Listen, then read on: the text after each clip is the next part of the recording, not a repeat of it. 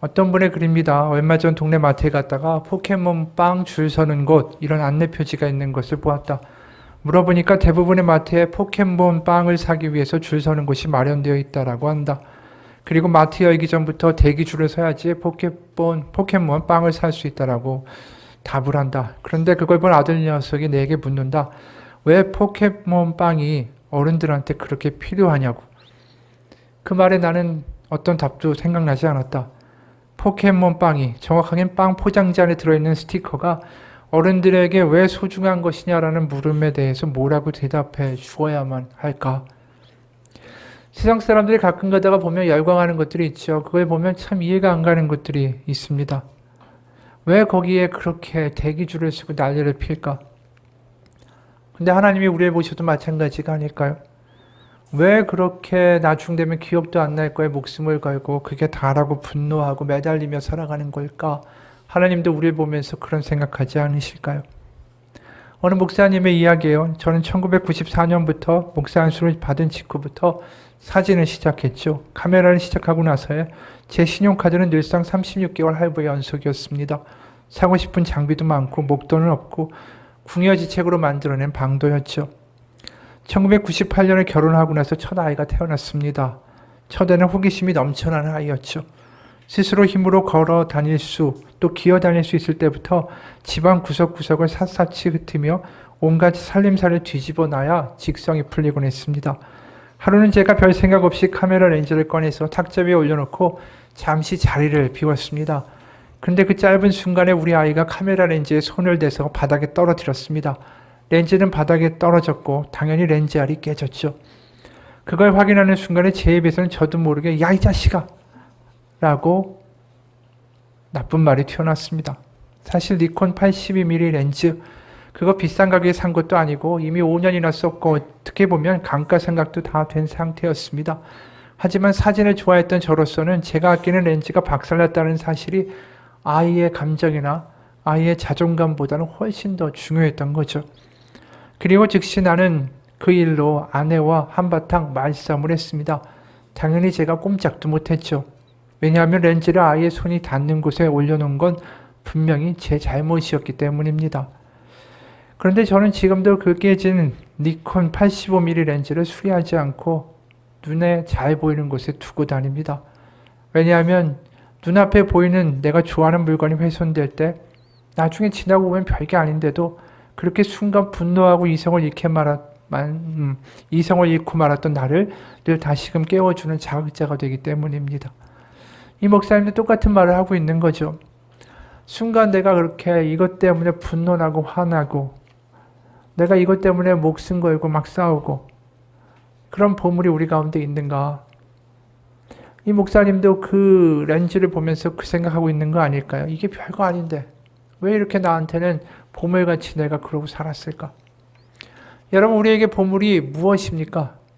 그걸 건드리면 분노가 나고 싸우게 되고 내가 시간과 노력을 다 바쳐서 어떻게든 얻고 지켜야 하는 뭔가가 있습니까? 오늘 예수님도 보물에 대해서 이야기를 하시죠. 21절입니다. 네 보물이 있는 곳에는 내 마음도 있느니라. 이 뭐 어떻게 보면 당연한 말 같지만 다시 풀어서 이야기하면 내가 너무나도 분노가 나고 건드리면 내가 너무나도 아끼고 그런 보물, 그 보물에 내 마음이 온통 빠져 있는 것은 당연한 거죠. 그런데 거꾸로 내 마음이 바뀌면은 내가 무엇이 보물인가라고 보는 관점도 변화된다라는 것입니다. 그래서 예수님이 내 보물 있는 곳에는 네 마음도 있다라는 말씀이 뭐 뻔한 이야기를 하시는 게 아니라 궁극적으로 예수님이 하시고자 하는 이 말씀의 의도는 인생에서 정말 진정한 보물이 무엇인지를 알아보는 그 마음과 눈을 내가 열어주겠다라는 뜻이에요. 그러니까 우리가 쓸데없는 것에 분노하고 우리 인생을 갖다가 부어버리고 거짓말하고 그거 얻으려고 막 다투고 질투하는 그런 답답한 인생에서 뭔가 눈이 열려서 뭐가 중요한가를 알아보게 되는 그러한 삶으로 우리를 인도하시려고 예수님이 하신다라는 뜻이죠. 그래서 그 말씀이 22, 23절이에요. 눈은 몸의 등불이니 그러므로 내 눈이 성하면 온몸이 밝을 것이요 눈이 나쁘면 온몸이 어두울 것이니 그러므로 내게 있는 빛이 어두우면 그 어둠이 얼마나 더하겠느냐. 예수님이 이 땅에 오신 이유를 한마디로 말하면 우리의 눈을 열어주시기 위해서라는 것이죠. 우리의 눈이 열릴 때 정말 이게 뭐가 중요하고 이게 무엇이 소중한가를 제대로 알아볼 수 있는 거 아니겠습니까? 이재철 목사님이라는 분이 있어요. 전에도 한번 한 이야기인데 이분이 원래 젊은 사업가로 시작해서 성공했습니다. 그래서 숱한 젊음의 방황과 방탕의 날들을 정말 살아내던 사람이었죠. 돈이 막 사업을 하는데 쏟아져 들어오니까 신앙은 뒷전으로 밀리기 시작하고 더 큰 평수의 아파트로 이사가고 벤츠 자동차를 사고 머리부터 발끝까지 다 명품으로 바꿨습니다. 낮이면은 골프고 밤이면은 살롱과 요정으로 그렇게 벤츠를 타고 다니면서 유명 인사들과 함께 만나 돈을 물쓰듯이 쓰고 외국에 진출하고 사업을 확장시키려던 그런 사람이 어느 날 이제 완전히 달라지는 회심의 경험을 하게 돼요. 그래서 이분이 이렇게 고백합니다. 1984년 어느 날 여느 날과 마찬가지로 밤늦게까지 술을 마시다가 귀가한 건 새벽 2시경이었습니다. 그 당시 저에게는 나쁜 습관이 있었는데 아무리 술을 많이 마시고 돌아왔어도 집에서는 반드시 밥을 먹는 습관이 있었죠. 그래서 잠자는 집사람을 깨워서 차려주는 밥을 먹곤 하는데 그날은 이상하게 집사람을 깨우지 않았습니다. 방에 들어가자 아내가 엎드려 자고 있었죠. 머리맡에 성경책이 있는 것을 보아 성경을 읽다가 저를 기다리다 잠든 게 분명했습니다. 그런데 엎드린 아내의 얼굴 밑에 하얀 노트 한 권이 깔려 있었죠. 갑자기 그 노트가 궁금해서 펼쳐봤습니다. 거기에 이렇게 쓰여 있었습니다.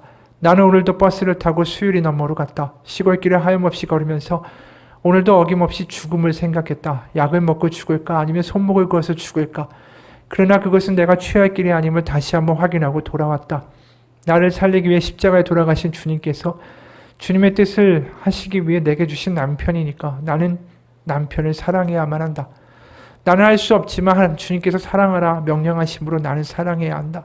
주님 도와주세요. 나의 약함을 주님께서도 잘 아시잖아요.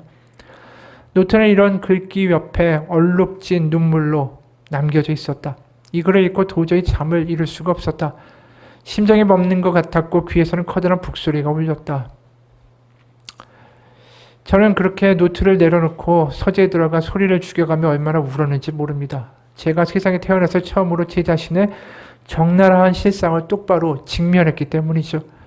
제 아내는 오직 저 한 사람을 믿고 자기의 인생을 맡겼습니다. 그러나 그 아내가 나로 인하여 죽음을 생각하고 있을 때 나는 도대체 뭘 하고 있었던가? 아내가 죽음의 방법에 골몰하고 있을 때 나는 도대체 어디에 있었던가? 아내가 오직 주님을 믿는 믿음 때문에 자신의 슬픔을 감추고 나를 웃음으로 대할 때 나는 단 한 번이라도 진실한 마음으로 아내를 대한 적이 있었던가? 제 마음속에서 마구 솟구쳐 오르는 질문들에 대하여 저는 한마디의 대답도 할 수 없었죠. 아내가 죽음을 생각하던 그 시간에 저는 환락가 현장에서 오직 쾌락만을 탐닉하던 한심한 남편이었기 때문입니다. 그럼에도 나야말로 이상적인 배우자, 멋진 남편, 괜찮은 남자, 능력 있는 청년, 장래가 촉망되는 젊은이라고 생각하며 스스로 자아도취에 빠져 있었으니 얼마나 한심한 일입니까? 저는 제 아내가 불쌍해서 울었습니다. 남편 같지 않은 남편 탓에 얼마나 많은 밤을 지새우면서 울었을까? 죽음을 생각할 때 그 마음이 얼마나 아팠을까? 내려누르는 절망감의 몸소리는 얼마나 쳤을까? 아내가 당해야만 했을 고통과 아픔이 고스란히 전이되어 제 마음을 난도질했기에 저는 울지 않을 수가 없었습니다. 그리고 또 제 어머니가 갑자기 불쌍해서 울게 됐습니다. 아버지가 어릴 때 돌아가셨기 때문에 제가 호주 노릇을 해야만 했죠. 어머니가 새벽마다 교회에서 이 자식이 잘 되게 해달라고 얼마나 울며 기도했었을까요? 그러나 아들이 자기 아내를 죽음의 절망의 구렁텅이로 몰아넣을 정도로 타락한 아들이 됐으니 어머니가 느끼실 배신감과 절망감은 얼마나 클까? 그래서 울었죠. 그러다 보니까 나중에는 무엇보다도 제 자신이 불쌍해서 울었습니다.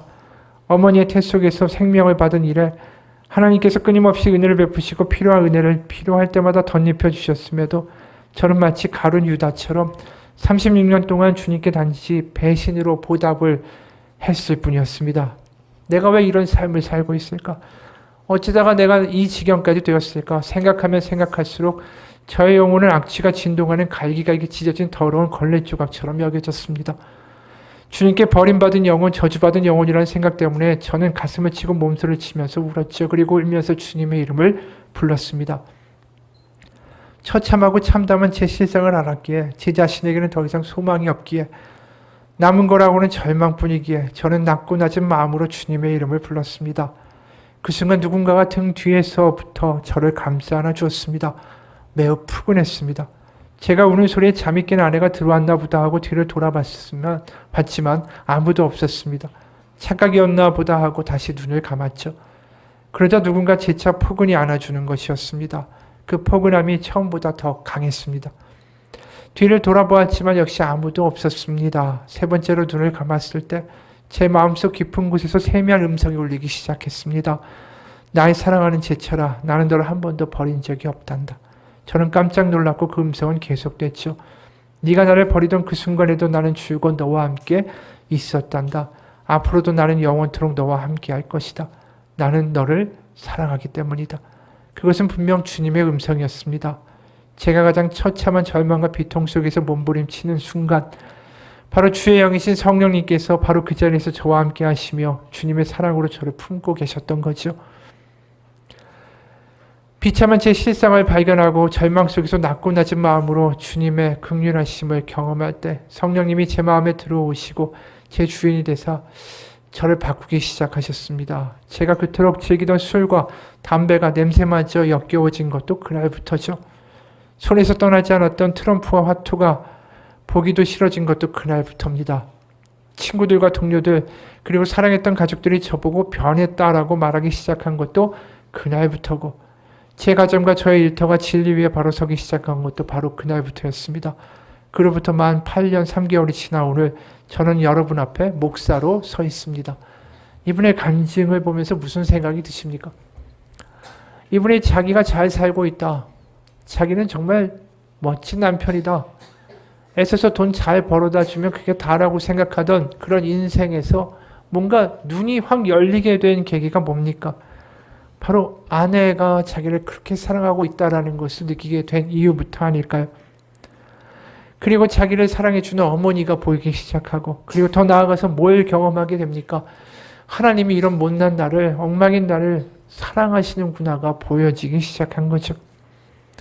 여러분 자신이 얼마나 사랑받는 존재인가를 깨닫기 시작할 때 그리고 자신이 엉망이어도 지금도 나를 사랑해주는 누군가가 있다는 것 때문에 우리는 그 순간에 세상을 다르게 바라볼 수 있는 눈이 열리는 것입니다. 바로 하나님이 특히 이분에게 이런 말씀을 하셨죠. 네가 나를 버리는 그 순간에도 나는 줄곧 너와 함께 있단다. 앞으로도 나는 영원토록 너와 함께 할 거야. 나는 너를 사랑하기 때문이다. 여러분 우리의 눈이 열리는 길은 갑자기 우리의 마음이 달라지지 않습니다. 우리의 눈이 열리는 건 딱 하나뿐이에요. 하나님이 나를 얼마나 사랑하시는가. 또 주변에 나를 사랑하는 사람들이 있다는 게 눈에 보여지기 시작할 때 우리는 마음을 다르게 먹기 시작하고 그때부터 내가 소중히 여기던 게 소중한 게 아니구나라는 것을 깨닫게 되는 일이 벌어집니다. 우리 누구에게나 다 필요한 것 같아요. 그것은 하나님을 믿는 신앙이 없는 사람도 마찬가지예요. 매일매일 삶 속에서 얼마나 힘듭니까? 직장 생활하면서 나쁜 말도 듣게 되고 영업도 하다 보면 인격적인 모욕도 당하게 되고 세상 가운데 업신여김도 당하게 되고 그렇게 살아가는 인생에서 우리에게 가장 필요한 건 뭡니까? 내가 그래도 사랑받는 사람이다라는 것만큼 우리를 다르게 살게 할 수 있는 힘이 없는 것 같아요. EBS에 오래된 다큐멘터리가 있습니다. 잠깐 한번 볼까요?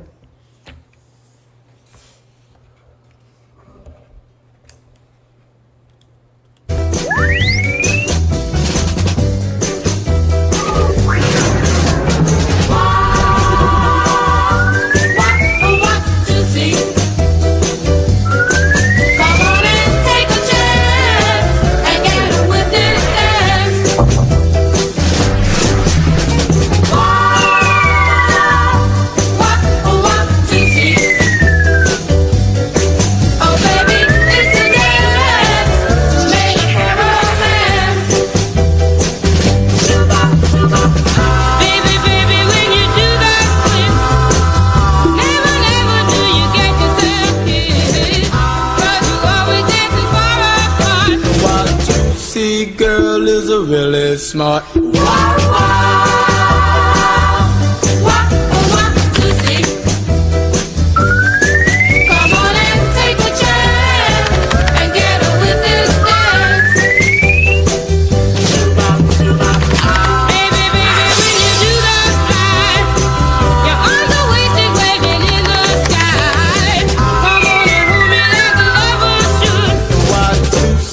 makes you feel so good.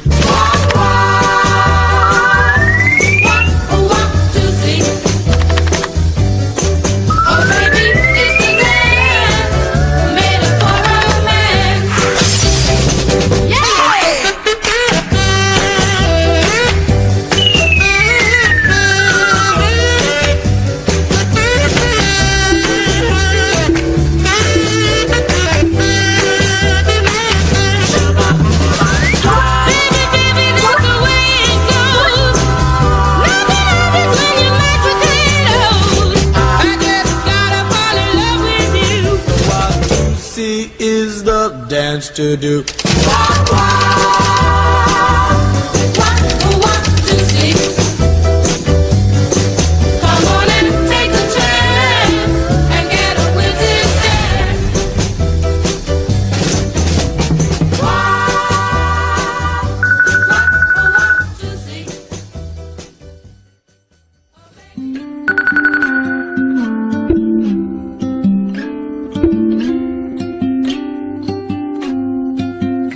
There's no combination of words I could put on the back of a postcard. No song that I could sing, but I can try for your heart. And our dreams, and they are made out of real things, like a shoebox of photographs with sepia tone loving. Love is the answer, at least for most of the questions in my heart. Like, why are we here and where do we go? And how come it's so hard? It's not always easy, and sometimes life can be deceiving. I'll tell you one thing, it's always better when we're together. It's always better when we're together. Yeah, we'll look at them stars when we're together. Well, it's always better when we're together. Yeah, it's always better when we're together.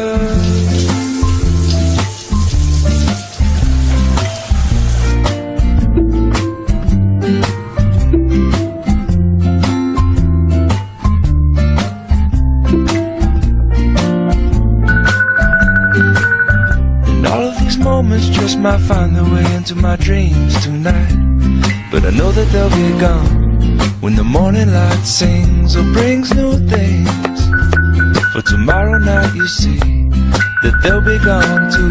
Too many things I have to do, but if all of these dreams might find their way into my day-to-day scene, I'd be under the impression I was somewhere in between. With only two, just me and you. Not so many things we got to do, or places we got to be. We'll sit beneath the mango tree now.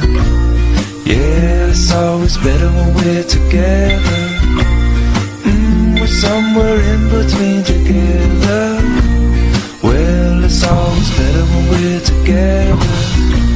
Yeah, it's always better when we're together.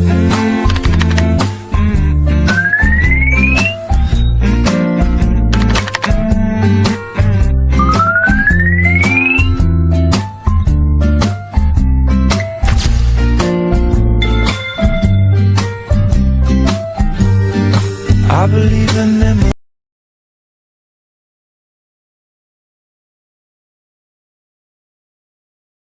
이번에 부모를 칭찬하라는 숙제를 받은 아이들이 얼마나 처음에 힘들었는지 모르고 또 그 말을 할 때 부모님들도 황당하게 대답을 했죠. 하지만 30번을 해가면서 그들이 깨닫게 된 건 뭐냐 하면 엄마 아빠도 사랑받는 사람인 것을 느낄 때 기뻐한다라는 거예요.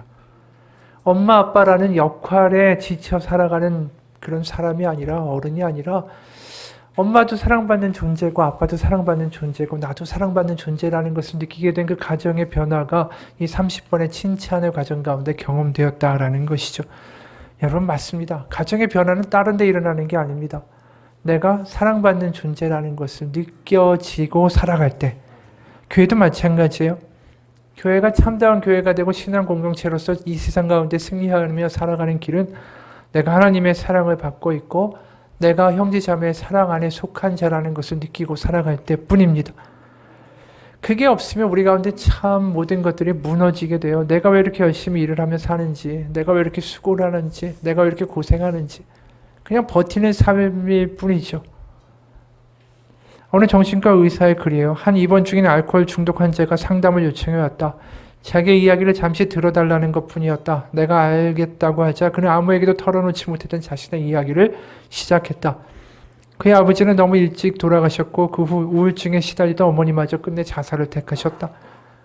초등학교 저학년 무렵 학교에서 돌아와 자살로 생을 마감한 어머니 시신을 처음 발견하고 그 앞에 멍하게 있었던 그는 그때부터 지독한 무기력감에 시달렸다. 이후에 먼 친척 집에 자라면서 겪었던 외로움과 서러움의 사연들을 차례로 들려주었다. 그는 그리고 이렇게 말했다.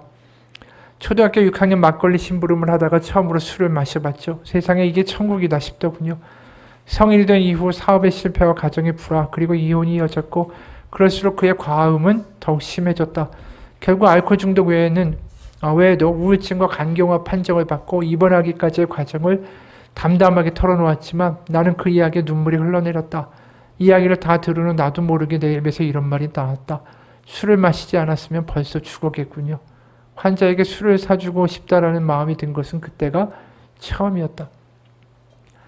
자신이 세상 가운데 버려진 존재가 아니라 사랑받는 존재라는 그 사실을 알지 못하면 결국 우리의 삶은 어느 순간에 무너질 수밖에 없다라는 거죠. 아무리 내가 일을 잘하고 사회에서 능력 있고 또 돈을 잘 벌어서 집에 갖다 준다고 하고 아무리 내 주위에 친구가 많아도 내가 정말로 사랑받는 존재라는 것을 깊이 느낄 수 있는 경험이 없다면 그것은 결국 어느 순간에 다 허무하게 느껴질 뿐이에요. 오늘은 어린이날이자 또 우리 가정의 달인 5월입니다. 우리 가족의 서로는 정말 서로가 사랑받고 사랑을 주고 있다는 것을 느끼고 살아가십니까? 아니면 그냥 집은 잠만 자는 곳이고 각자의 역할에 맞춰서 그냥 살아가고 있을 뿐입니까? 어느 부부의 이야기예요. 한 이야기를 소개하죠. 어떤 거지가 큰 부자의 랍비의 집 대문 기둥에 등을 비벼대고 있었어요. 그걸 목격한 부자는 그를 불쌍히 여겨다가 목욕을 시키고 옷을 갈아입히고 먹을 걸 줬습니다.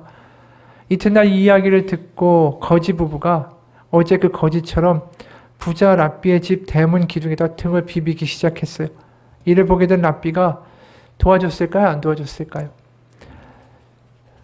데려다가 실컷 매를 때리고 쫓아냈습니다.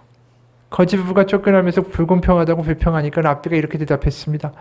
어제 거지는 혼자니까 기둥에 비벼서 긁을 수밖에 없지만 너희는 둘인데 서로 긁어줄 수가 있지 않느냐. 거지 부부의 죄는 서로 돕지 않은 죄였다 라고 말했다라는 거예요. 여러분 이게 우리의 가정의 모습 아닌가 싶어요. 내가 아프고 너도 아프고 그럼 서로 위로해야 되는 거 아니에요? 그래 너 아프냐? 나는 더 아프다. 서로 악쓰면서 서로 간에 그렇게 평행선을 달려가는 인생이 되고 가정이 된다면 그것만큼 힘든 게 어디 있겠어요? 아동문학과 서종홍 선생이라는 분이 이런 글을 썼어요. 여보 여기 앉아보세요. 발톱 깎아드릴 테니. 아니 맨날 어깨 아프다면서 무슨 일을 그렇게 많이 해요? 하루 일을 마치고 돌아온 어머니 아버지는 이렇게 밤 깊어가는 줄 모르고 서로의 발톱을 깎아주고 서로의 어깨를 주물러 줍니다. 그 모습을 가만히 보고 있으면 나도 빨리 장가 들고 싶습니다. 어른이 되면 어머니 같은 여자 만나서 아버지처럼 살고 싶습니다. 이게 하나님 안에서 아름다운 가정 아니겠어요? 우리가 가정 안에서조차 내가 사랑받는 존재라는 것을 느끼지 못하고 살아간다면 그게 얼마나 슬픈 거예요. 아이들도 마찬가지 아니에요? 세상에서 몇 등이냐? 너 왜 이렇게 공부 못하냐? 너 왜 이렇게 얼굴 못생겼냐? 너 왜 이렇게 뚱뚱하냐? 이런 얘기 듣고 들어오는 애한테 가정에서 똑같이 사랑받는다라는 느낌을 줄 수 없다면 아이는 얼마나 힘들겠어요. 그게 아이뿐의 이야기인가요? 그건 남편의 이야기도 마찬가지고 아내 이야기도 마찬가지죠. 실제로 어느 정신과 의사분이 이런 글을 썼어요. 어느 엄마가 중2 아들이 우울증이 심각한 정도라는 통보를 받았다. 학교 상담 교사로부터 들었는데 우울증 측정 결과 자살 충동 요인이 있으니까 전문가를 찾아보라는 것이었다. 엄마는 충격 속에서 청소년 전문 정신과 의사를 폭풍 검색했다.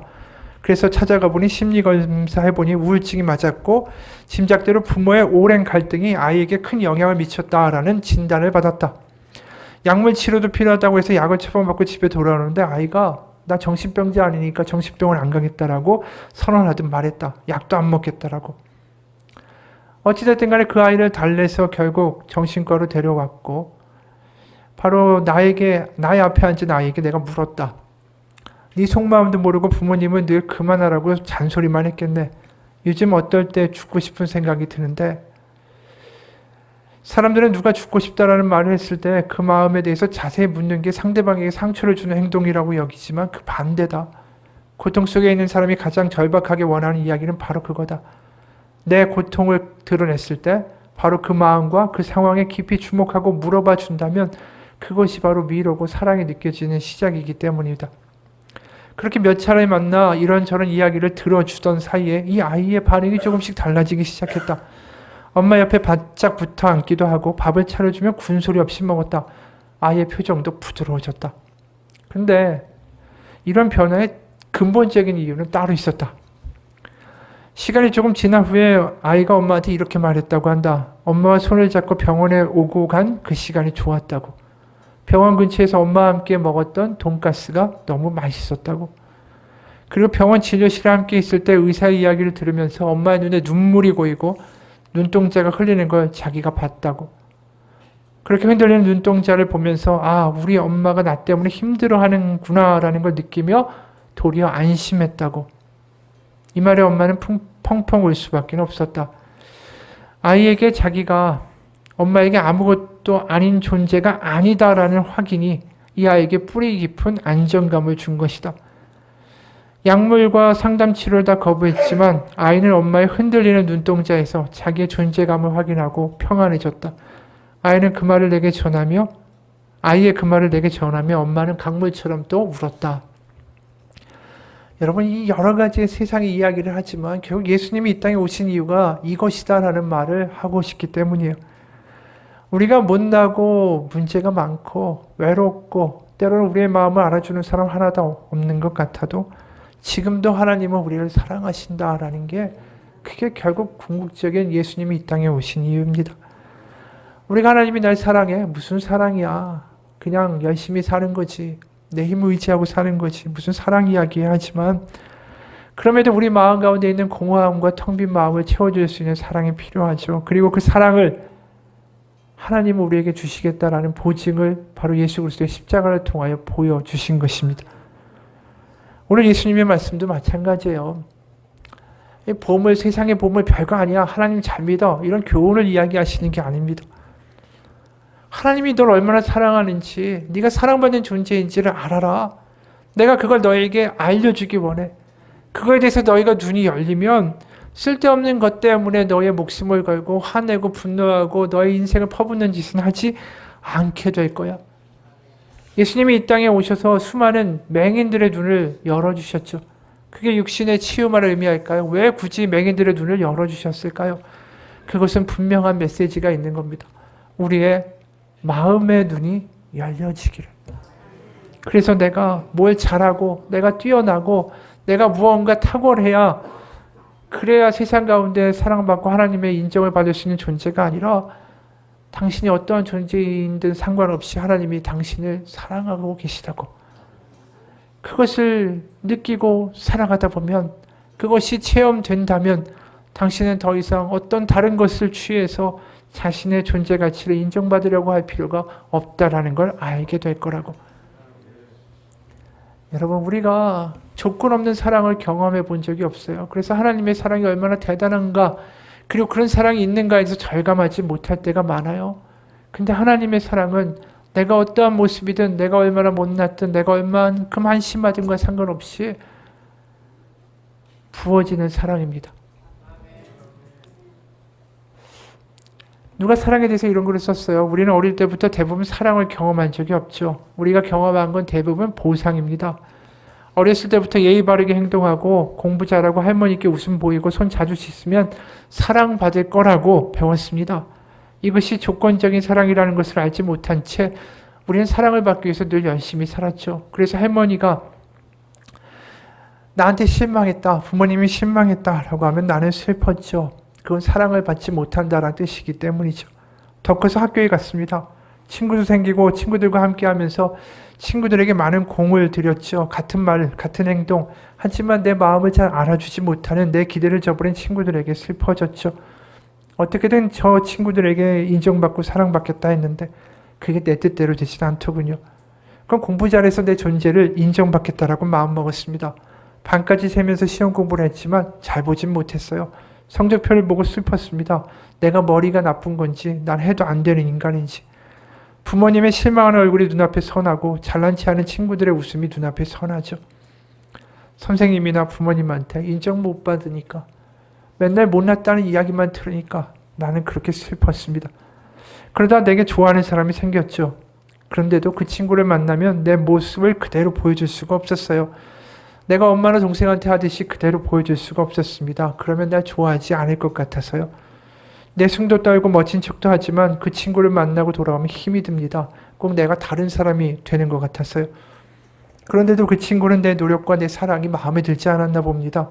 그리고 떠나버렸습니다. 여러분, 우리가 많은 경우에 조건적인 사랑을 경험하고 살았어요. 내가 잘해야지, 잘나야지, 외모가 탁월해야지, 그래야 사랑을 받는다라는 생각을 근본적으로 믿고 있다라는 것입니다. 그런데 오늘 본문에서 예수님이 무슨 말씀하신지 아세요? 26절에 30절이요. 공중의 새를 보라, 심지도 않고 거두지도 않고 창고에 모아들이지도 아니하되 너희 하늘 아버지께서 기르시나니 너는 이것들보다 귀하지 아니하냐? 너희 중에 누가 염려함으로 그 키를 한 자라도 더할 수 있겠느냐? 또 너희가 어찌 의복을 위하여 염려하느냐? 들의 백합화가 어떻게 자라는가 생각하여 보라. 수고도 아니하고 길쌈도 아니하느니라. 그러나 내가 너희에게 말하노니 솔로몬의 모든 영광으로도 입은 것이 이 꽃 하나만 갖지 못하였느니라. 오늘 있다가 내일 아궁이에 던져지는 들풀도 하나님이 이렇게 입히시거늘 하물며 너희일까 보냐? 믿음이 작은 자들아. 이게 단순히 염려하지 말라라는 말, 그 말은 아니에요. 여기 뭐라고 말씀하시냐면 너희가 공중의 새를 봐도 하나님이 기르시는데 너희는 이것들보다 귀하지 않니? 너희들이 귀한 존재라는 이야기를 계속하고 계신 거예요. 귀한 존재이기 때문에 하나님이 너희를 포기할 수 없다. 그런데 이 사람들이 이 이야기를 들을 때 이게 얼마나 대단한 놀라운 이야기인지 아십니까? 하나님이 너희 하늘 아버지시다. 우리는 늘 그냥 하늘에 계신 우리 아버지 주기도문을 외우니까 이게 너무나도 낯설게 느껴지진 않죠. 하지만 당시 예수님을 따르던 사람들의 대부분들은 하나님을 아버지라고 감히 부를 수 있는 자격이 나에게 있다라고 확신한 사람은 단 한 명도 없었습니다. 다들 세상 가운데 망가진 이들이고 율법적으로 부정한 사람들이고 세리에다가 창기에다가 병자에다가 가난한 사람들만이 예수님을 따랐기 때문이죠. 이들이 돈이 어디 있습니까? 다른 사람들처럼 1년에 한 번씩 성전에 올라가서 제대로 된 속죄의 제라도 드릴 수 있는 형편이 됩니까? 게다가 병자나 창기는 말해서 무엇합니까? 이들은 다 부정하고 불결한 자들이라 성전 근처에는 가지도 못했을 것 아니겠습니까? 이들 스스로도 알죠. 자신들은 세상 가운데 버림받은 자고 특히 하나님 가운데 떳떳이 설 수 없는 더러운 존재다라는 것 스스로도 자인하는 것입니다. 그래서 세상 가운데 그 당시에 유일하게 하나님을 난 아버지라고 부를 수 있다, 당당하게 이야기할 수 있는 것은 역설적으로 바리새인들밖에 없었다라는 것이죠. 그래서 누가복음 18장 11절에서 13절에 당당히 바리새인들은 이렇게 성전에서 기도하죠. 바리새인은 서서 따로 기도하여 이르되 하나님이여 나는 다른 사람들 곧 토색, 불의, 간음을 하는 자들과 같지 아니하고 이 세리와도 같지 아니함을 감사하나이다. 나는 일에 2번씩 금식하고 또 소득의 11조를 드리나이다 하고 세리는 멀리 서서 감히 눈을 들어 하늘을 쳐다보지도 못하고 다만 가슴을 치며 이르되 하나님이여 불쌍히 여기소서 나는 죄인이로소이다 하였느니라. 바리새인은 너무나도 당당합니다. 자신은 하나님께 받아들여질 수 있는 존재고 나 하나님을 아버지라고 부를 수 있는 존재다. 모든 율법을 지켰고 나는 정결한 자다. 하지만 세리는 성전에 들어가지도 못하죠. 멀리 서서 하늘을 보지도 못하고 가슴을 치면서 뭐라고 말합니까? 하나님이여 불쌍히 여기소서 나는 죄인입니다. 나는 하나님 아버지를 하늘에 계신 하나님을 나의 아버지라고 부를 수 있는 자격이 전혀 없습니다. 이렇게 읊조릴 뿐 아닙니까? 그런데 예수님은 이런 사람들, 세리나 창기나 병자나 가난한 자들이나 성전에 제대로 제사나 종교적인 의무나 율법도 지키지 못하는 사람들에게 하나님이 당신의 하늘 아버지시다라고 말씀하시는 거예요. 오늘 말씀 가운데. 바로 그게 사실이고 그게 믿어지고 그것이 자신이 하나님의 조건 없는 사랑을 받는 존재다라는 사실을 믿게 되고 그 사실이 자신을 사로잡는 순간에 네가 귀하다. 공중에 있는 새보다도 귀하고 그 어떤 것보다도 너는 귀하다. 하늘 아버지께서 너를 먹이시지 않겠느냐. 이 말씀이 그 당시에 그 어려운 사람들에게는 너무나도 놀라운 소식이 되는 거죠. 그게 들려지게 되면 세상의 보물이나 보화나 다 아무 소용이 없는 거예요.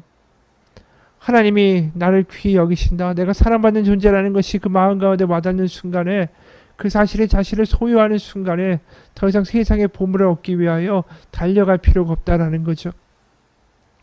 우리도 마찬가지예요. 우리도 여전히 세상의 무언가를 위하여 보물로 여기며 우상으로 여기며 달려가고, 그걸 통해서 나의 존재 가치와 나의 의미와 나의 인정을 받으려고 애쓰지만 그런 것들이 전혀 소용이 없다라는 걸 알게 되죠. 하나님이 나의 아버지시다. 나를 귀히 여기신다라는 게 믿어지고 소유되고 그것이 우리에게 감격된다면 말입니다. 그게 우리의 눈이 열리는 거죠.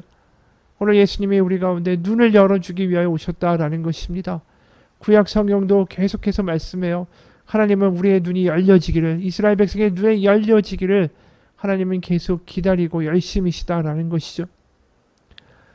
실제로 이스라엘은 우상 숭배를 하면서 눈이 멀었습니다. 부족하고 엉망이고 우상 숭배에 찌들어서 그게 보물이다, 그게 보화다, 그게 나를 세상 가운데 잘 먹고 잘 살게 해준다, 나를 인정받게 해준다, 내가 살아가는 의미와 가치를 준다. 그러면서 그것을 쫓아가던 이스라엘 백성들이 하나님에게 전혀 눈을 돌리지 않을 때에도 하나님은 끝까지 그들을 향하여 포기하지 않으십니다. 호세아 11장에서 이렇게 말씀하시죠. 호세아 11장 7절 8절입니다. 내 백성이 끝끝내 내게서 물러가라니 비록 그들을 불러 위에 계신 이에게로 돌아오라 할지라도 일어나는 자가 하나도 없도다. 에브라임이여 내가 어찌 너를 놓겠느냐, 이스라엘이여 내가 어찌 너를 버리겠느냐, 내가 어찌 너를 아드마같이 놓겠느냐, 어찌 너를 스보임같이 주겠느냐. 내 마음이 내 속에서 돌이키어 나의 긍휼이 온전히 불붙듯 하도다. 여기서 그 백성은 마음을 돌이키시지 않는데 정작 하나님이 자기 마음을 자기 속에서 돌이키셨다라고 말씀하여 하시는 거죠.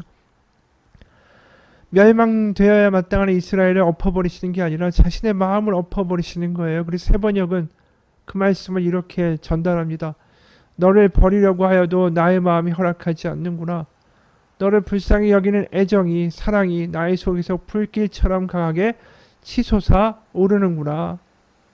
이 백성이 아무리 외쳐도 돌아오지 않지만 나는 이 백성을 포기할 수 없다라고 하나님 선언하시는 거 아닙니까? 이게 바로 무조건적인 사랑을 퍼주시는 하늘 아버지의 모습이라는 거죠. 그런 절절한 하나님의 사랑의 마음이, 귀하게 여겨주신 하나님의 그 마음이 그 백성에게, 우리에게 와닿기를 하나님이 너무나 원하셨기 때문에 그 아들 예수 그리스도를 십자가에 못 박으신 거 아닙니까? 하나님이 원하시는 것은 다른 게 아니에요. 우리가 하나님의 사랑을 받는 자녀라는 사실을 소유하고 느끼고 감격하고 살아가기를 그 무엇보다 원하십니다. 그런 확신 없이는 우리가 교회에 아무리 다녀도 우린 절대로 변화되지 않아요. 계속해서 우리가 원하는 것을 이루어주고 내가 원하는 우상과 보물을 하나님이 주기를 바라지, 그걸 안 주면 하나님에게 삐지고 하나님 안 믿게 되지, 내 근본적인 변화가 일어나지 않는다라는 거죠. 아까 우울증에 걸렸던 아이의 이야기 아닙니까? 엄마가 자기를 그렇게 사랑하는구나, 엄마의 사랑이 그 아이의 마음에 와닿고 나서야 이 아이는 변화되지 않습니까? 우리가 하나님의 사랑을 절절히 알지 못하면 내 이 못남과 나의 허물과 나의 부족함에도 불구하고 하나님이 나를 사랑하신다라는 것을 믿겨지지 않으면 교회를 아무리 다녀도 여전히 우울하고 여전히 걱정 많고 여전히 두렵고 여전히 허무할 뿐이죠. 그래서 사도 바울도 에베소서 3장에 성도들을 향한 염원을 이렇게 담아서 이야기합니다. 17절 19절이에요. 믿음으로 말미암아 그리스도께서 너희 마음에 계시게 하시었고 너희가 사랑 가운데서 뿌리가 박히고 터가 굳어져서 능히 모든 성도와 함께 지식에 넘치는 그리스도의 사랑을 알고 그 너비와 길이와 높이와 깊이가 어떠함을 깨달아 하나님의 모든 충만하신 것으로 너희에게 충만하게 하시기를 구하노라. 하나님의 사랑이 얼마나 큰지 그 너비와 길이와 높이와 깊이를 알아 그것이 충만해진다면 세상의 보물이 더 이상 나를 구원할 수 있는 게 아니다라는 것을 알게 될 것이다 라는 뜻입니다. 더 이상 나의 존재 가치를 입증하려고 인정받으려고 애쓰는 쓸데없는 인생을 퍼붓는 낭비하는 것들이 우리 삶 가운데 사라지게 될 것이다 라는 뜻이에요. 마지막 한 이야기로 마칩니다. 어느 뇌암 말기 죽음을 앞둔 호주의 30대 엄마가 어린 두 아들에게 남긴 편지예요. 너희들이 잘하는 걸 못 볼 것 같구나. 말하기도 직면하기도 참 힘들어. 엄마가 좋아했던 향수, 시리얼은 뭐였고 엄마가 겨울을 참 좋아했다라는 것도 다른 사람들에게 듣겠지. 아빠가 엄마의 21살 생일 때 써준 시, 너희들이 처음 입었던 옷들, 너희들의 병원 이름표 다 간직하고 있는데 나는 아빠와 가족 친구들이 엄마를 계속 너희 가운데 기억나게 해주리라는 것을 잘 알아. 그렇지만 내가 직접 들려주고 싶은 말이 있어. 감정을 표현하는 걸 두려워하지 말어. 엄마는 아빠랑 너희 그리고 가족이 하는 사랑한다는 말은 아무리 들어도 질리지 않을 거야. 정말 사랑해. 사랑하는 사람을 잃어버린다는 게 누구도 사랑하지 않았던 것보다는 훨씬 행복인 것 같아. 이게 너희들에게 내가 느끼는 거야. 가슴이 찢어진다는 말로는 너희들이 잘하는 걸 보지 못하는 엄마의 고통을 전혀 묘사할 수가 없어. 우리가 함께 보낸 시간과 너희가 엄마에게 줬던 그 엄청난 기쁨을 결코 잊지 않을 거야. 너희들이야말로 엄마에게 가장 큰 선물이니까 공부도 열심히 하고 또 스포츠도 즐기고 악기도 연주도 외국어도 배우렴. 실패를 두려워하지 마라. 새로운 것을 두려워하지 말고 여러 것을 해보고 내 주변에 너의 생각과 믿음에 도전하는 사람들을 많이 만날수록 넌 더 나은 사람이 될 거야. 그리고 식사할 때 플리즈와 땡큐란 말도 잊지 말고 친구 집에 가서라도 침대는 잘 정리하고 또 그릇과 설거지와 식탁 청소 집에서도 네가 하겠다고 너희가 하겠다고 아빠에게 말씀드려. 그래서 아빠에게 잘 해드려. 혼자서 너희를 키우는 게 쉬운 일이 아니란다. 그러나 아빠가 내리는 모든 결정은 늘 너에게 뭔가 좋은지 가장 좋은지 생각해서 내리는 거야. 아빠는 정말 훌륭한 아빠고 롤 모델이야. 아빠가 너희를 엄마가 꿈꿨던 멋진 사람으로 키우려고 한 훌륭한 일들을 의심하지 마. 아빠가 나중에 또 새로운 분을 만나서 행복을 찾고 싶을 때가 올지도 몰라. 그럼 아빠의 선택을 받아들이렴. 그분은 너희 삶에도 긍정적인 영향이 되리라는 걸 믿어. 엄마는 아빠가 아빠와 너희 둘을 위해서 올바른 선택을 하리라는 절대적인 확신이 있단다. 너희가 엄마의 삶을 풍성하게 했듯이 새로운 엄마도 너희의 삶을 풍성하게 할 거야. 너희 아빠는 엄마가 알았던 가장 멋지고 용감한 남자야. 아빠는 엄마에게 친구였고 든든한 바위였고 엄마의 모든 것이었어. 우리가 역경을 헤치는 동안 아빠는 정말 용기를 보여줬고 아빠가 곁에 없었더라면 엄마는 무너졌을 거야. 엄마는 아빠와 함께 보낸 시간, 함께 만든 기억들, 우리가 나눈 사랑을 영원히 감사할 거야. 엄마에겐 늘 아빠고 멋진 남자였고 너희들에게도 늘 훌륭한 아빠일 거니까 사랑한다 엄마가. 참 감동적인 편지죠. 이 아이들이 아무리 삶을 살면서 어려운 일이 있고 때로 넘어져도 이 편지를 다시 읽어보면서 알게 되겠죠. 나는 이렇게 한없는 사랑을 받았던 아이구나. 지금도 하늘에서 엄마는 날 이렇게 사랑하겠지. 이게 아이들에게 힘이 되는 거 아닙니까? 이게 우리에게 주어진 복음도 마찬가지라는 거예요. 성경의 말씀은 계속해서 이렇게 말씀합니다. 네가 어떤 상황에 처해도 네가 아무리 못나도 너는 사랑받는 존재야. 너희가 그것을 믿고 살아가기 바란단다. 그게 성경에 쓰여있는 하나님의 바로 말씀이다라는 것입니다. 우리가 사랑받는 존재라는 걸 아는 것, 하나님의 사랑이 우리를 향하여 지금도 멈추지 않는다는 것, 그것을 알고 서로 사랑받고 사랑 줄 수 있는 우리의 가정과 인생이 되길 원합니다. 서로 사랑받는다라는 것을 느끼면서 살아갈 수 있는 우리의 가정이 되고 교회가 될 때에 우리는 이 세상 가운데 다른 우상을 섬기지 않게 될 것입니다.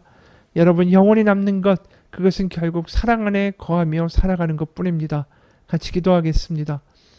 하나님 아버지, 우리가 살아가는 이 인생 가운데 손에 쥐기 위하여 보물을 얻기 위하여 달려가는 허무한 인생 되는 것이 아니라 정말 사랑받고 사랑을 주는 사랑 안에 거하는 가정이 되고 우리의 삶이 되고 우리의 인생이 되고 우리의 교회가 되게 도와주옵소서.